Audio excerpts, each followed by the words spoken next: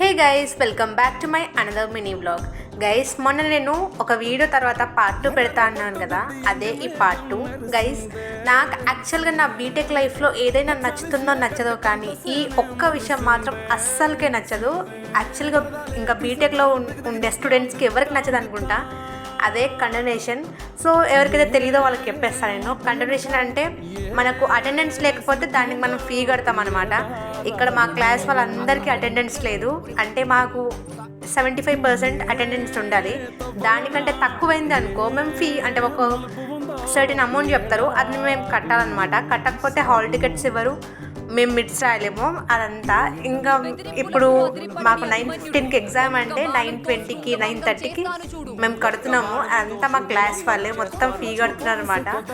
యాక్చువల్గా ఇది ఎంత హెక్టిక్ అంటే అసలు కండోనేషన్ కట్టడం ఒక్కొక్కరికి 1000 3000 500 కండోనేషన్ ఉంటుంది.